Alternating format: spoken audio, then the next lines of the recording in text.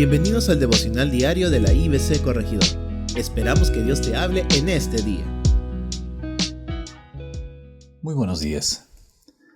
Estamos una vez más aquí en el espacio de la IBC del Corregidor, bendecidos en Cristo. ¿Cómo es o cómo se da el proceso de la transformación? La transformación, obviamente, de acuerdo al versículo 2 del capítulo 12 de Romanos, se da a través de la renovación del entendimiento. Y hemos estado viendo qué es lo que tenemos que renovar. Tenemos que renovar el concepto que tenemos de nosotros mismos. Tenemos que renovar también nuestra apreciación que tenemos de los demás. Y lo importante es que somos todos, dentro de una organización, dentro de un organismo, dentro de una familia, dentro de una iglesia, dentro de una comunidad. Todos somos importantes. Pero ¿qué más tenemos que renovar? ¿Qué más tenemos que entender?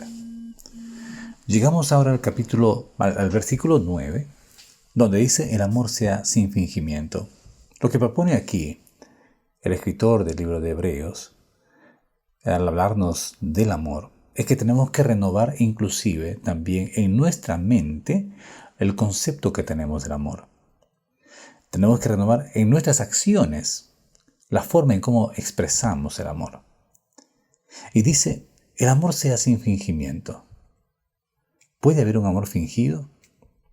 Posiblemente usted haya tenido esa experiencia de un abrazo fingido, de un beso fingido.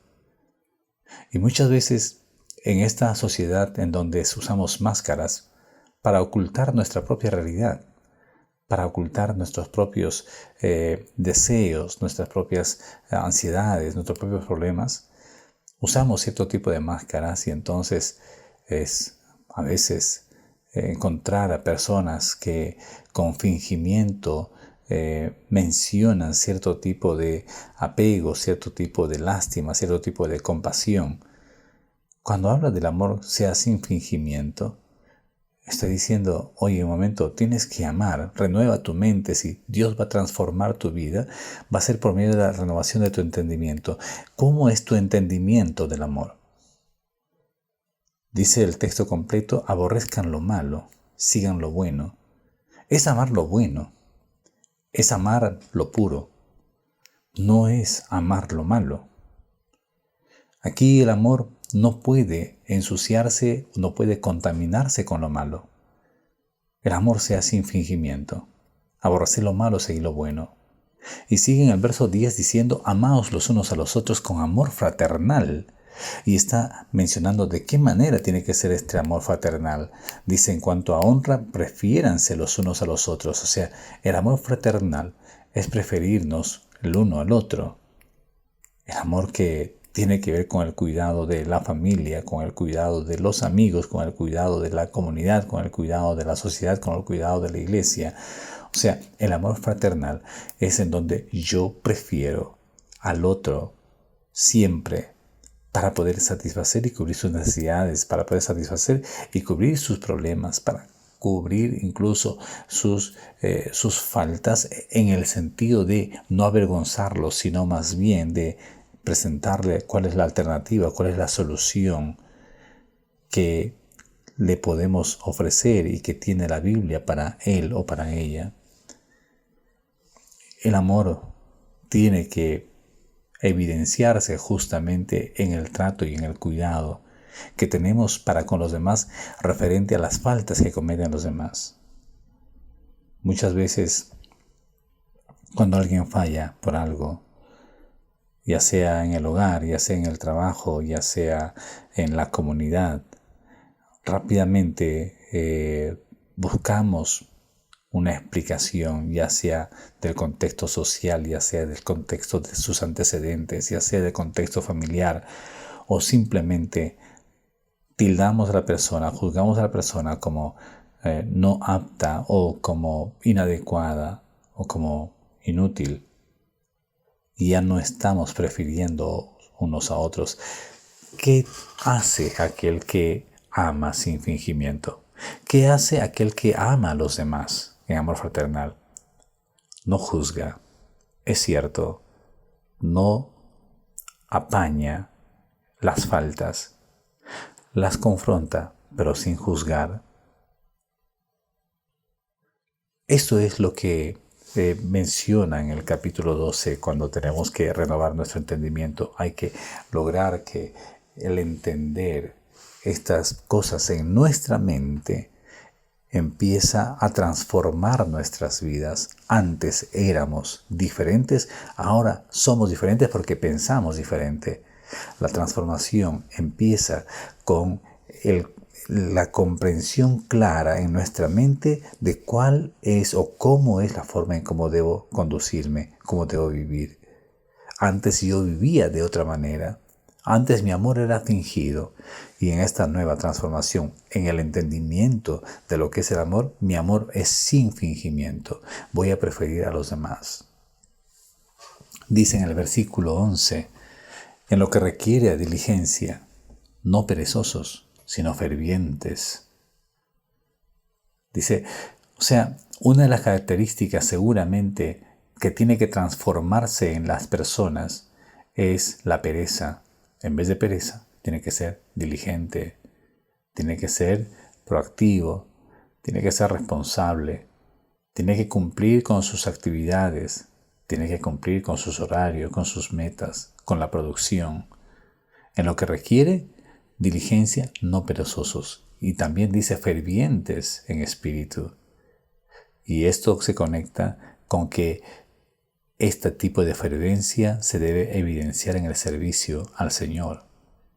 Aunque todo lo que hacemos es sirviendo al Señor, tiene esa connotación de servir al Señor, incluso en el trabajo, en la casa, en los estudios. Lo haces para el Señor, porque esto también dice la Biblia, que todo lo que hagas, hazlo para el Señor, o hazlo también en el nombre del Señor, ¿no? Para que Dios sea glorificado.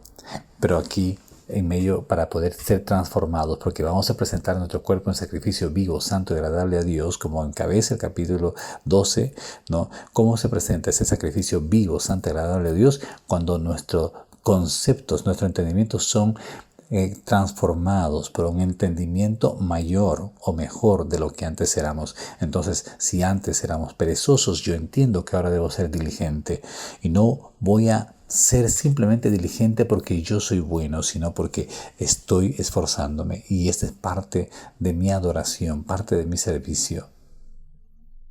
Y fervientes en espíritu, termina diciendo esta sección, gozosos en la esperanza, sufridos en la tribulación, constantes en la oración.